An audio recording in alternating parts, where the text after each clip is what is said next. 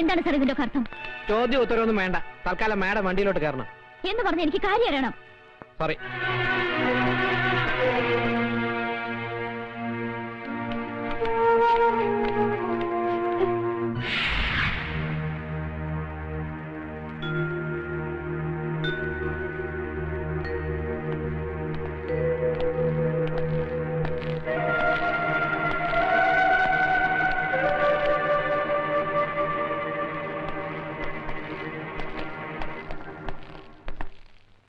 ക്ഷമിക്കണം മിസ് അശ്വതി മേനോൻ.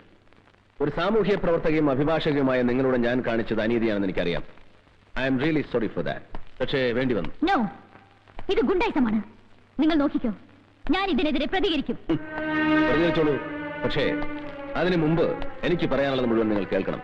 കേട്ടേ പറ്റൂ. 2 വർഷം മുമ്പ് coast guard inspector Rajasekharan Nair ദാരുണമായി കൊല ചെയ്യപ്പെട്ടു. അതിന് അദ്ദേഹം ചെയ്ത കുറ്റം, വധിക്കപ്പെടുന്നതിന് ഏതാനും ദിവസം മുമ്പ് സ്ഫോടക വസ്തുക്കളുമായി തീരത്തണഞ്ഞ ഒരു ബോട്ട് കസ്റ്റഡിയിലെടുത്തു. അതിൽ നിന്നും പിടിച്ചെടുത്ത സ്ഫോടക വസ്തുക്കൾ രായ്ക്ക് രാമാനം വെറും ഓലപ്പടക്കങ്ങളാണെന്ന് തെളിയിക്കാൻ അതിന്റെ സൂത്രധാരന്മാർക്ക് കഴിഞ്ഞു.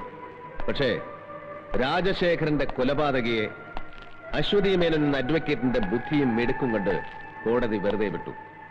ആ പ്രതിയുടെ പേരാണ് ആമിർ അലി.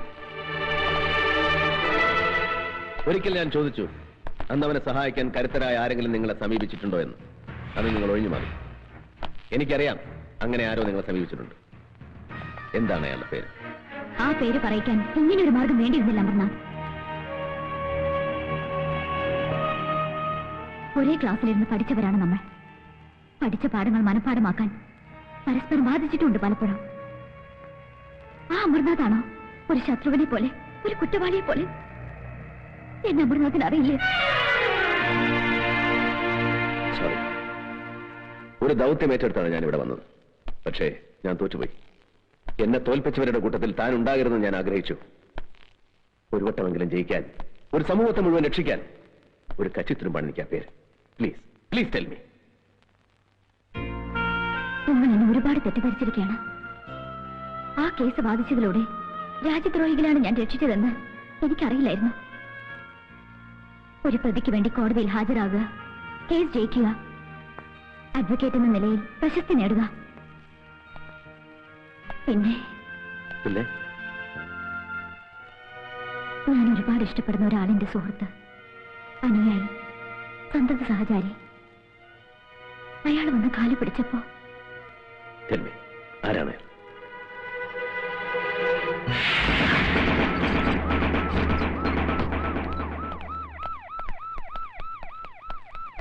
എന്താ? എന്ത് വേണം? എനിക്ക് ഈ വീടൊന്ന് പരിശോധിക്കണം. പരിശോധിക്കാൻ? ഞാൻ ആരാണെന്ന് തനിക്കറിയോ? അറിയാം, മന്ത്രിയാണെന്നറിയാം. അതുകൊണ്ടാണ് സ്പെഷ്യൽ സാങ്ഷൻ ഇവിടെ വന്നിരിക്കുന്നത്. നോ, പറയരുത്. അർത്ഥണ്ട സാർ, പ്ലീസ്.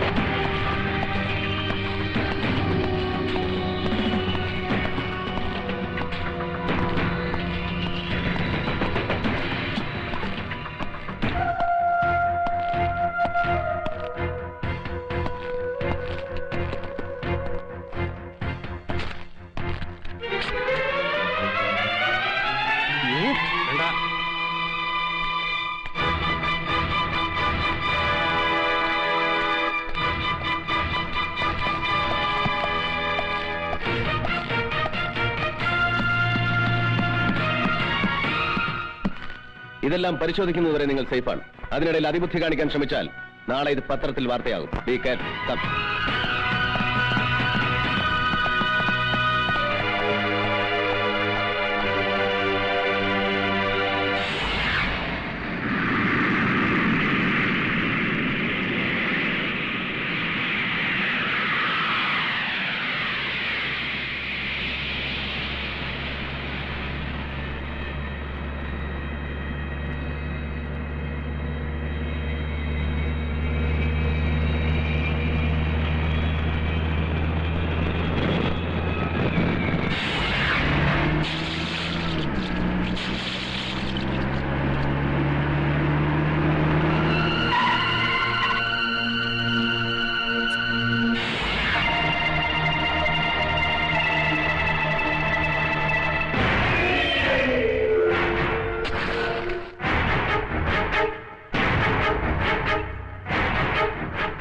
क्या नाम था उस कमीने इंस्पेक्टर का? इंस्पेक्टर अमरनाथ। बड़ा कमाल का आदमी है यार। हर हमेशा मेरे को बोलता था ये करेगा वो करेगा। एक मामूली पुलिस इंस्पेक्टर को कुछ नहीं कर सका, अपने आप को इतना बड़ा बादशाह बोलता है। थू! अरे डूब मरो पानी में साला। मिनिस्टर, क्या वादा किया था जॉन बेटो से? क्या वादा किया था तुमने जिंदगी में सिर्फ एक ही बड़ा काम किया, हमारा सिगरेट का फ्लॉपी डिस्क उस इंस्पेक्टर के हाथ भोंक के। ചില്ലാനാ മत. क्यों नहीं चिल्लाऊं? गया अब साला भोंक के फायदा क्या फायदा? എനിക്കൊരു മുഖ്യമന്ത്രി പദമാണ് ആവശ്യമെങ്കിൽ നിങ്ങളെ ഇങ്ങോട്ട് കെട്ടി എഴുന്നേൽക്കേണ്ട ആവശ്യം എനിക്കില്ല. പൂമനം കടപ്പുറത്തെ 8-9 എണ്ണത്തിന് കശാപ്പ് ചെയ്തപ്പോ എന്റെ 16 MLA-മാരെ കൂട്ടി ഒരു രാത്രി പ്രതിപക്ഷമായ ഒരു അലയൻസ്. അത്രയും മതിയായിരുന്നു ജയദേവന് മുഖ്യമന്ത്രിയാകാൻ. പക്ഷെ നിങ്ങൾ എന്നെ തടഞ്ഞു. വീണ്ടും വീണ്ടും കലാപം ഉണ്ടാക്കാൻ നിങ്ങൾ എന്നെ നിർബന്ധിച്ചു. ലക്ഷങ്ങളുടെ ആയുധങ്ങൾ, സ്ഫോടക വസ്തുക്കൾ നിങ്ങൾ ഇവിടെ ഇറക്കി. പഞ്ചാബിലും കാശ്മീരിലും എന്തിന് തൊട്ടടുത്ത സംസ്ഥാനങ്ങളിൽ വരെ അതിപ്പോഴും പൊട്ടിക്കൊണ്ടിരിക്കുകയല്ലേ? സ്വന്തം നാടിനെ വഞ്ചിച്ച്, എന്നെ വിശ്വസിച്ച് എന്റെ ജനങ്ങളെ വഞ്ചിച്ച് നിങ്ങൾ നടത്തിയ ക്രൂരമായ ചൂതാട്ടം. ലോക്, ഇപ്പൊ എന്റെ കയ്യിലെ പട്ടത്തിന്റെ ചരടൊന്ന് പാളിയപ്പോ തടി രക്ഷിക്കാനാണ് ഈ ഗർജനമെങ്കിൽ ഇന്റലിജൻസും ഇന്റർപോളും വലവീശിയിരിക്കുന്ന നിങ്ങൾ ബോംബെയിലും ഡൽഹിയിലും കളിച്ച കളിയൊന്നുമല്ല കളിയെന്ന് എനിക്ക് നിങ്ങളെ ബോധ്യപ്പെട്ടേണ്ടി വരും. അതുകൊണ്ട് ആ വിരട്ടൊന്നും ഇവിടെ വേണ്ട. भाषण दिया? बहुत बहादुर है ना तू? मैं सुना तेरा भाषण, बहुत खुश हुआ. देख लिया कितना ताकत है तेरे में, समझा? നിങ്ങളുടെ വീട്ടിൽ നിന്ന് ആ നായിന്റെ മോൻ എടുത്തോണ്ട് പോയ ഫ്ലോപ്പി പരിശോധിച്ചാ എല്ലാരും കൊടുങ്ങും.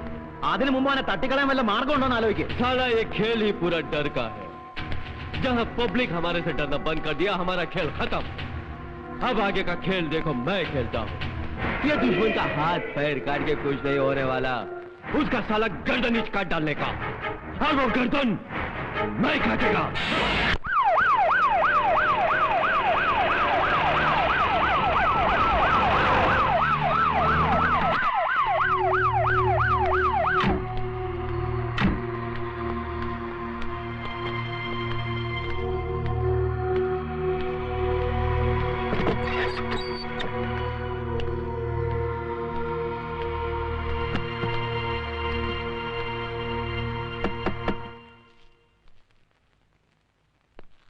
ഒരു കത്ത് ഇതാ.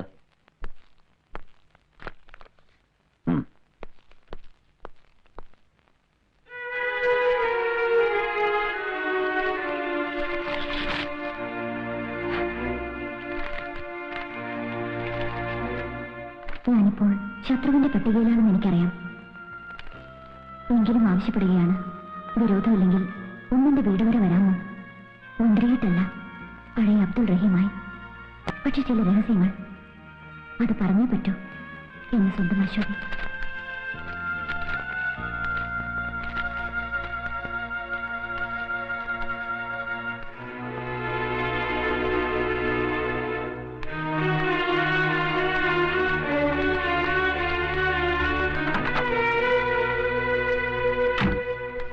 ഒരു ടാക്സി വിളിച്ചിട്ടുണ്ട്. ശരി.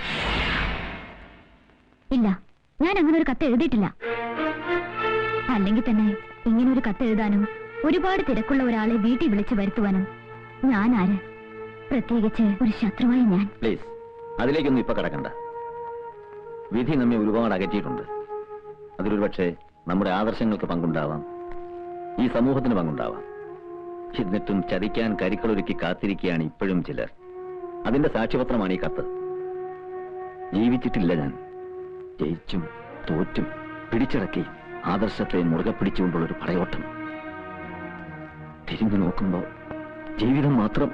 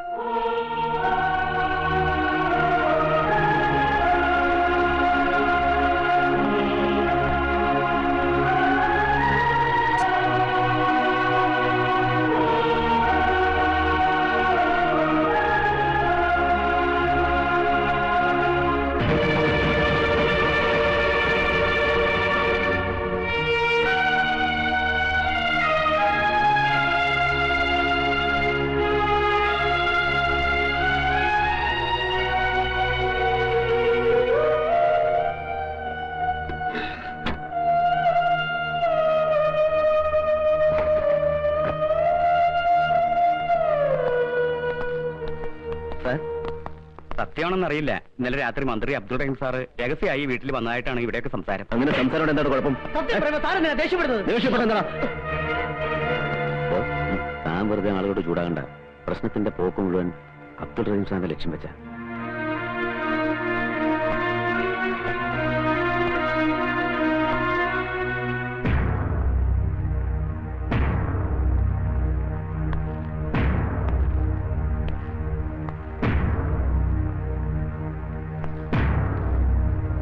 സൂക്ഷിച്ചു നോക്കുമോനെ.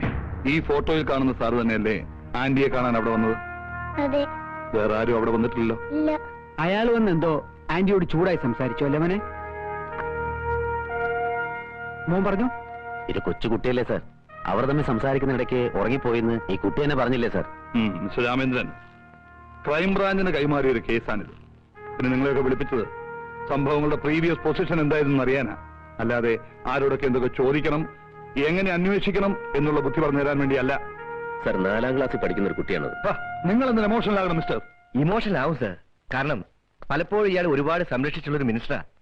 ഒരാപത്ത് വരുമ്പോ പിന്നെ തിരിച്ചു നന്ദി കാണിക്കണമല്ലോ, അല്ലേ? അത് തോന്നിയത് കൊണ്ടാണ് ഈ കേസ് ഇത്രയും പെട്ടെന്ന് ക്രൈംബ്രാഞ്ചിന്റെ കൈകളിൽ എത്തിയത്. അതിനെക്കുറിച്ചൊന്നും പറഞ്ഞു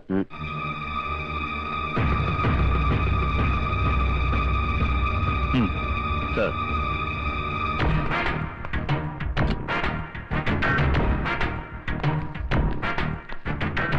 ഇതാണ് സാർ മിനിസ്റ്ററുടെ PA. താനല്ലേ മിനിസ്റ്റർക്ക് ടൂറിസ്റ്റ് ആക്ട് വിളിച്ചു കൊടുത്തത്? കാർ വിളിച്ചു കൊടുത്തു. പക്ഷേ എന്താ ഒരു പക്ഷേ? വിളിച്ചു കൊടുത്തില്ലേ? അതിന്റെ അർത്ഥം മിനിസ്റ്റർ ആ വീട്ടിൽ പോയി എന്നല്ലടോ. അങ്ങോട്ടേക്കാണ് പോയത്. പക്ഷേ പിന്നെ എന്താ ഒരു പക്ഷേ? വയ്ക്കോ.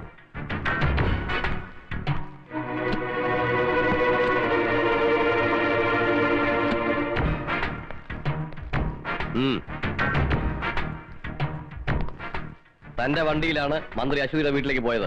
അതെ. താനാണ് തിരിച്ചു കൊണ്ടുവന്നതും. അതെ, പോയ പോലെയല്ല മന്ത്രി തിരിച്ചു വന്നത്, അല്ലേ? അദ്ദേഹം ആകെ പരിഭ്രമിച്ചിരുന്നു. വല്ലാത്തൊരു ഭാവമായിരുന്നു മന്ത്രിയുടെ മുഖത്ത്. വയ്ക്കോ.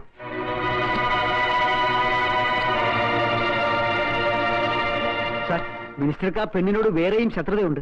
അദ്ദേഹത്തിനെതിരെ പ്രകടനം നയിക്കുക, പരസ്യമായി വെല്ലുവിളി നടത്തുക, അതും പഴയ കാമുകി. അല്ലായിരുന്നെങ്കിൽ ഒരിക്കലും അസമയത്ത്, അതും മറ്റാരെയും കൂടാതെ അദ്ദേഹം അവിടെ പോകുമായിരുന്നില്ല. അതെ, മിനിസ്റ്റർ ആയതിന്റെ പേരിൽ സംശയിക്കപ്പെടുന്ന ഒരാളെ ചോദ്യം ചെയ്യാതെ വിടുന്നതും ശരിയല്ല. സാർ പ്ലീസ്, ഇതിന്റെ പിന്നിൽ പ്രവർത്തിച്ചിരിക്കുന്നത് മുഴുവൻ ദേശദ്രോഹികളാണ് സാർ. മറ്റു പല കുറ്റങ്ങളും പുറത്തു കൊണ്ടുവരാതിരിക്കാനും പലരെയും നിശബ്ദരാക്കാനും വേണ്ടി മനഃപൂർവ്വം കളിച്ച കളിയാണ് സാർ. ഷടാപ്പ്! താൻ ആരാടോ ഇതൊക്കെ ചോദിക്കാൻ? കാക്കി കുപ്പായി മണിച്ച് എല്ലാവരെയും രക്ഷിക്കാൻ വേണ്ടി ദൈവം ഭൂമിയിലേക്ക് ഇറക്കിപ്പെട്ട ദൈവപുത്രന. ബാക്കിയുള്ളവരൊക്കെ മണ്ടന്മാരല്ലേ? പാതിരാത്രി നേരത്ത് അംഗരക്ഷകനെയും ഔദ്യോഗിക വാഹനം ഉപേക്ഷിച്ച് മന്ത്രി ആ പെണ്ണിന്റെ വീട്ടിലേക്ക് പോയത് ശൃംഗരിക്കാനല്ലേ? സാർ ഇറങ്ങി പോണം mister. I say you get out മാൻ.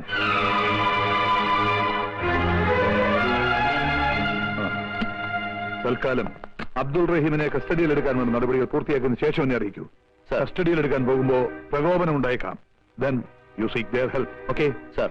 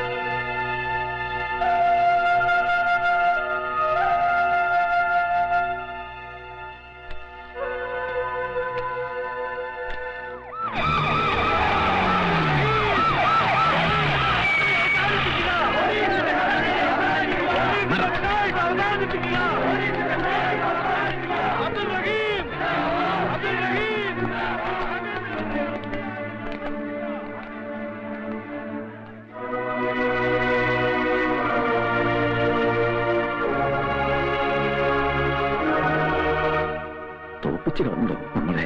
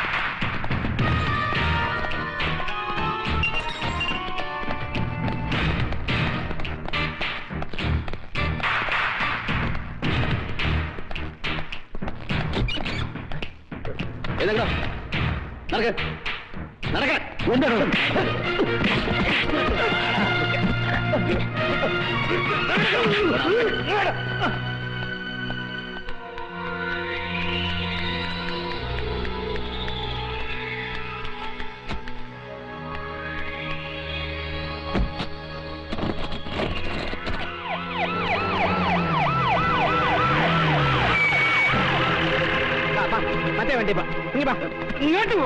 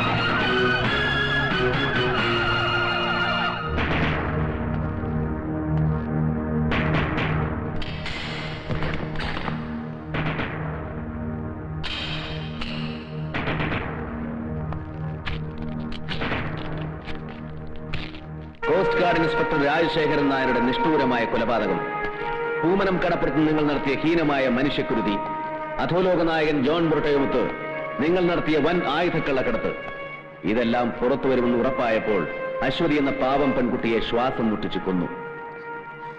ആ കുറ്റം അബ്ദുൾ റഹീമിന്റെ തലയിൽ കെട്ടിവെച്ച് 24 മണിക്കൂറിനുള്ളിൽ അയാളെ തടവിലാക്കി എന്നെ നിശ്ചലനാക്കാൻ നിങ്ങൾ കാണിച്ച ബുദ്ധി ആരുടേതാണെന്ന് എനിക്കറിയാം. പക്ഷേ അതുകൊണ്ടൊന്നും എന്നെ തളയ്ക്കാനാവില്ല ജയദേവൻ. നാളെ കോടതിയുടെ കുമ്പസാരക്കൂട്ടിൽ ഞാൻ തന്നെ കയറ്റി നിർത്തും.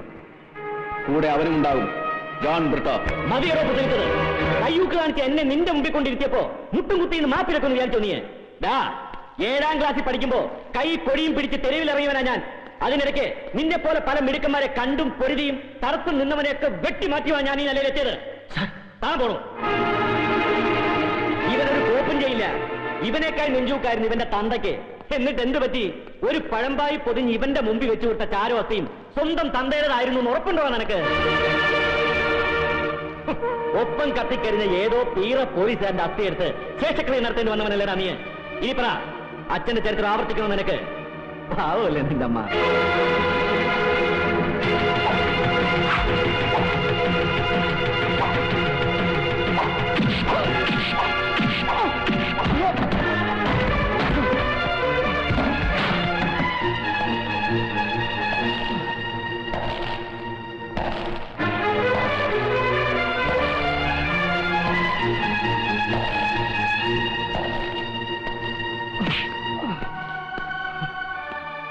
ആ അസ്ഥിയും ചാരവും പുണ്യതീർത്ഥത്തിൽ ഒഴുക്കുമ്പോഴും ആ ആത്മാവിന് ബലിയൂട്ടുമ്പോഴും കണ്ണു നിറച്ച് കാണാതെ പിരിഞ്ഞ അച്ഛനും സത്യം എന്റെ നെഞ്ചിലുണ്ടായിരുന്നു.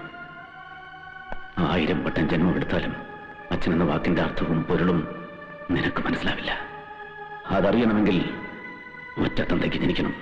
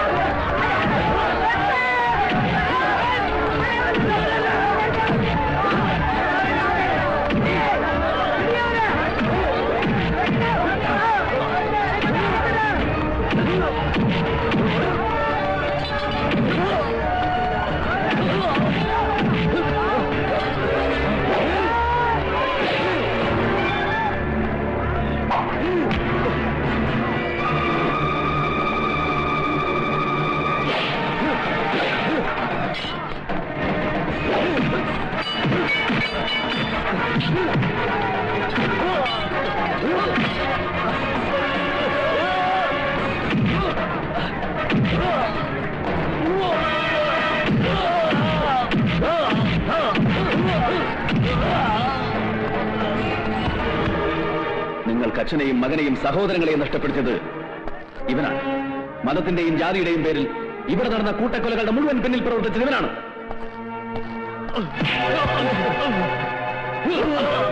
ജോൺ ബ്രിട്ടോ, വർഗീയ സംഘർഷങ്ങളുടെ നാടല്ല ഇത്.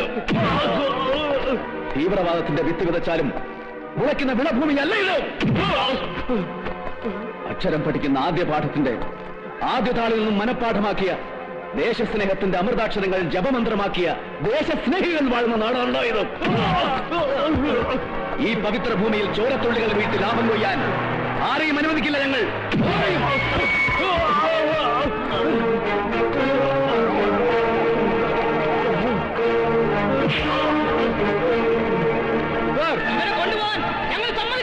ഇവനെ ഞങ്ങൾക്ക് വേണം. ഇവരെ ഞങ്ങൾക്ക് വിട്ടുതരണം.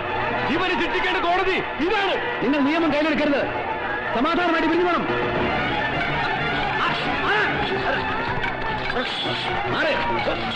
പിരിഞ്ഞു പോവാൻ